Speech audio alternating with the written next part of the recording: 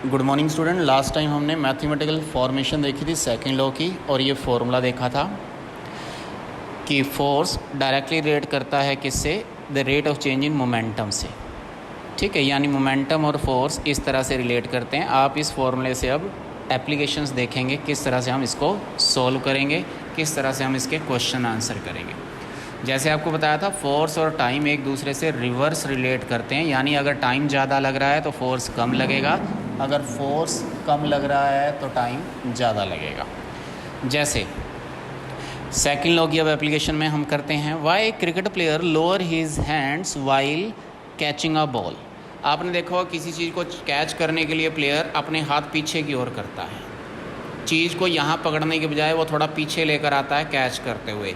ऐसा वो किस लिए करता है? वो चाहता है कि टाइम बढ़ जाए, टाइम इंक्रीज़ करना चाहता है। जैसे अगर कोई प्लेयर है, अगर वो हाथ इधर करके कैच पकड़ता तो उसको चोट लगती और कैच भी ड्रॉप होती। वो हाथ अपने पीछे ले आता है, थोड़ा वो हाथ अपने पीछे ले आता है, जिससे कि वो टाइम बढ़ा देता है। जो चीज़ यहाँ आनी थी वो अब पीछे आ जाती है, जिसकी वजह से टाइम बढ़ जाता है। बेशक फ्रैक्शन ऑफ अ सेकंड बढ़ता है, पर टाइम बढ़ जाता है, जिसकी वजह से टाइम बढ़ने से फोर्स कम हो जाता है, यानी बॉल का जो फोर्स है वो कम लगेगा हाथ पर, और चोट कम लगने की वजह से, दर्द कम होने की वजह से कंफर्टेबली कैच कर लेंगे। इसी तरह से क्वेश्चन ये आता है, a person gets severe injuries when he fall on a cemented floor then he fall on the sand.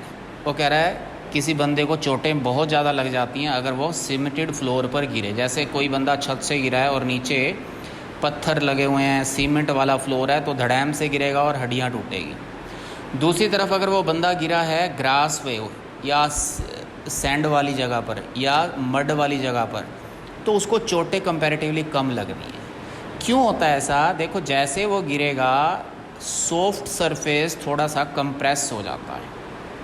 Compress होने का मतलब है, जैसे ये कॉपी है, इस कॉपी के ऊपर अगर कुछ होगा तो ये दब जाएगी। दबने से क्या होगा? टाइम ज़्यादा लगेगा, इंक्रीज़ इन द टाइम।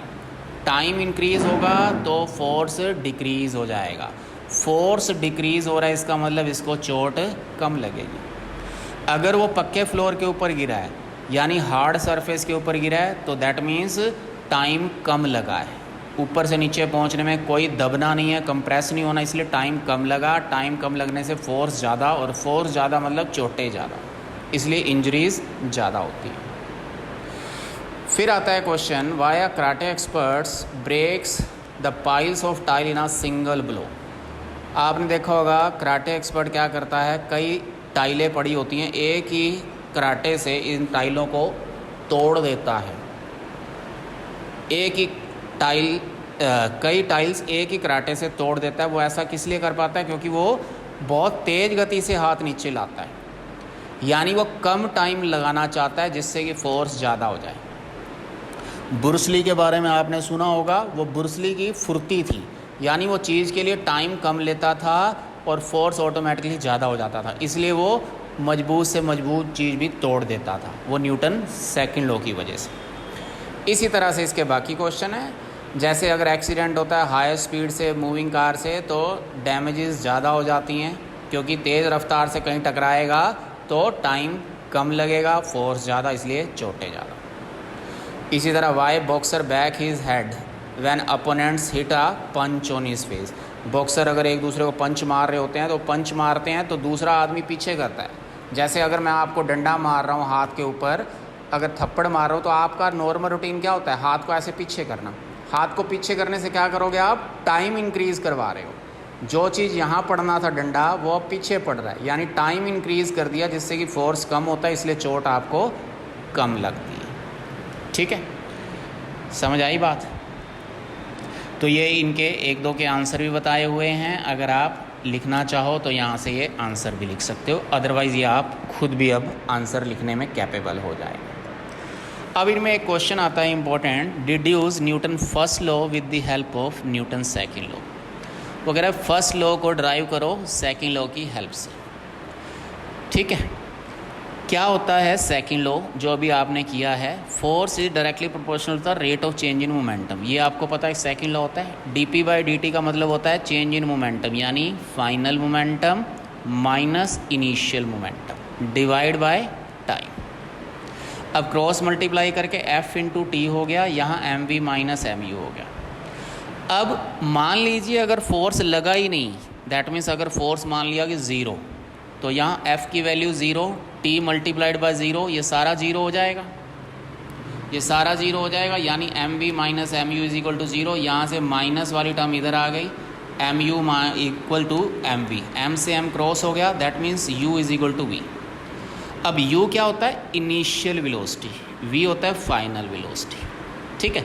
अब आपने देखा था यहाँ फोर्स जीरो है, तो जब न्यूटन फर्स्ट लॉ आपने किया था तो उसमें ये कहा जाता है कि ऑब्जेक्ट जो जैसा है वैसा ही रहना चाहेगा until unless an external force is applied on it, यानी अगर कोई फोर्स नहीं लग रहा तो जो जैसा है वैसा ही रहेगा, यानी जिस वेलोसिटी से चल रहा है फाइनल भी वही वेलोसिटी रहेगी क्योंकि फोर्स नहीं लग रहा।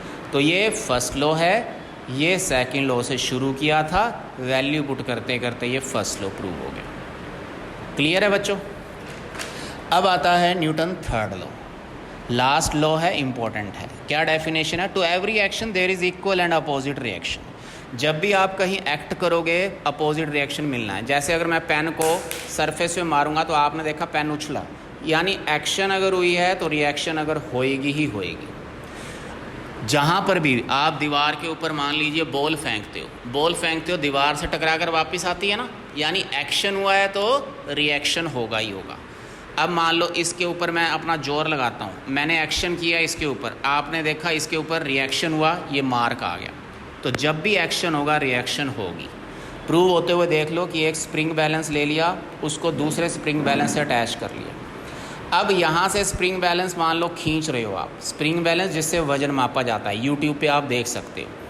इसको खींचा तो यहाँ से रीडिंग आ गई मान लो 50 किलोग्राम, तो ऑटोमेटिकली यहाँ पर भी 50 किलोग्राम ही आएगा, यानी एक्शन जितना हुआ है उतना ही रिएक्शन होगा। और ख़ास बात क्या होगी?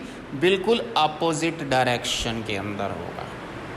समझ आई बच्चों बात? जैसे बॉल अगर मारी इस डायरेक्शन में तो वो इधर से पलटेगी, अगर ऐसे मारी तो वैसे गई। एक्शन हुआ तो रिएक्शन होना ही होना है अपोजिट डायरेक्शन में। अगर बिल्कुल सीधा मारेगा तो ये बिल्कुल सीधा वापस आएगी।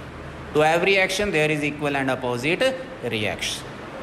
कल हम बच्चों इसकी एप्लीकेशंस करेंगे। That is all for the day. Thank you.